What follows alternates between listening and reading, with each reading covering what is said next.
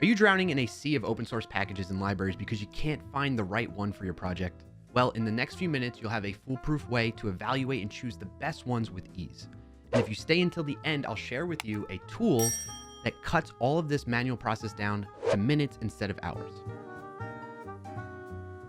So first, you need to search for packages that do what you need them to do. Duh. But really, you need to find out if the functionality the library provides actually fulfills your project need. Doing this helps gather a list of packages to evaluate further. This involves using a search engine like Google or something like that, or maybe even AI to look around for what you need. Let's use an example of working with dates and times in JavaScript and try searching for packages around that. So when I go to Google, I'm going to search for words that match what I'm looking for. Date, time, JavaScript, and package. I can even see some other suggestions that Google prompts to me as other searches that other people are doing.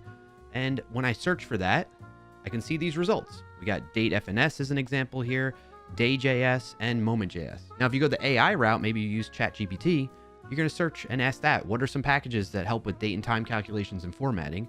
And it came up with similar results here. We got moment.js, date.fns, Luxon, day.js, and then two that I haven't heard of, date.fp and JS.Joda. Once you have a list of those libraries or packages that are available, you're going to be thinking to yourself, well, how do I begin to evaluate them against each other? What's going to make one of them stand out more from the rest of them? Well, this is where having the right set of criteria or a system of measurement will help you. So what are the criteria? We already covered the first one, and that's functionality, right? But from there, you have four more to consider. There's popularity, maintenance, security, and community, all of which will have a varying impact on your evaluation of a library depending on your situation. Let's break down each of them a bit more now. First, we have popularity. And this isn't about bringing up old memories from high school or anything like that. It's about how many other developers are relying on this package as well. The more developers using the package, the more of an indication that it's going to be a sustainable choice to use in your project. It further impacts the other criteria we'll discuss too. How do you evaluate the popularity of a package? It depends on the programming language and ecosystem you're working within, but let's continue with our example from earlier about finding a JavaScript package to handle date and time calculations. So let's say I'm going to evaluate the day.js package a little bit further. For JavaScript packages, we're going to go to npmjs.com, and that's where I can see all the details about the package and how often it is downloaded on a weekly basis. As we can see here, day.js is downloaded nearly 19.5 million times a week, which makes it quite popular.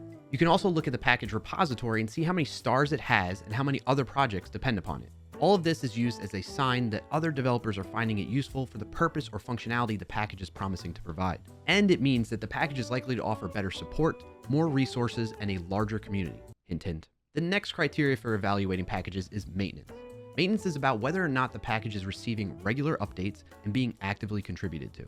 If the package is being actively maintained, it'll likely have less bugs, implement security patches, and adjust to new technology advancements, such as leveraging better APIs, for example. How can you measure maintenance? Well, you can look at the number of commits it receives, how often PRs and issues are commented on and closed, and how often it has new releases. The more of this type of activity, then the better maintained the package is.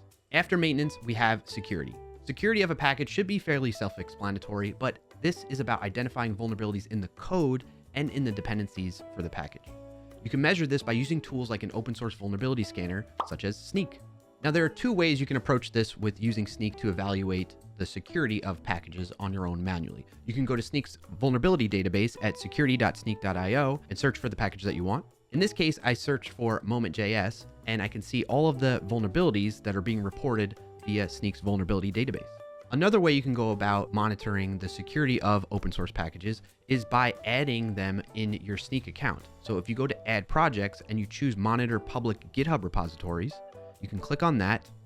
It'll bring you to this view, and then you paste in the GitHub URL here. So in this case, I'm going to use the day.js example that we were looking at earlier, paste that in here, give it a second and click on add repo.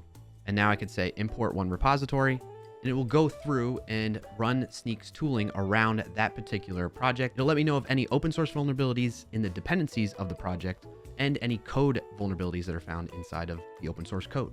And here we can see the result of Snyk importing that project into my Snyk account. And I can see that there are currently no code vulnerabilities found in it and no vulnerabilities found in the dependencies of this project. Last but not least is community. And what I mean by community is a group of developers that are actively working with and discussing the use of the package or library. This, in a way, goes hand in hand with popularity because the more developers relying on a package, the more likely there will be a strong community around it. Some indications that a package has a strong community are having a large number of contributors to the project, having questions and answers about the project on something like Stack Overflow. Maybe there's a forum to join that you can gather with other users of the package, such as a Discord server. There's helpful documentation on how to use the package. And last but not least, guideline types of information, such as a README file, contributing doc, and a code of conduct. So by this point, you're probably feeling a bit overwhelmed and thinking this is going to be very time consuming. And you're right. Doing this manually, especially for dozens of packages with the same or similar functionality, will be quite a painful process. But what if there was a tool that could significantly speed this all up and give you a quick overview for each of these criteria? Thankfully, there is. It's called Snyk Advisor, and it's completely free to use. Let me show you. Snyk Advisor is a service provided by Snyk that allows you to search for various libraries and packages for different programming languages and ecosystems. To access Snyk Advisor, you go to snyk.io/advisor in your browser. From there, you can use the drop-down to select which language/ecosystem you want to search. And then you type in the name of the package you want to look up to evaluate.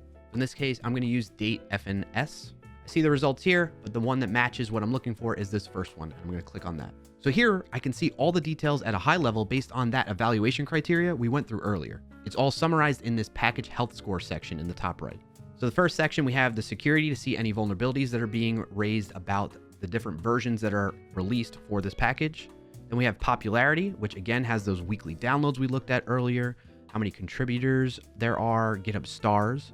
After that, we have maintenance, which shows the number of open issues, open PRs, last released, last commit time, helps us understand the data behind all this, like we were talking about earlier. And last but not least is community. Is there a README file? Is there a contributing? Is there a code of conduct?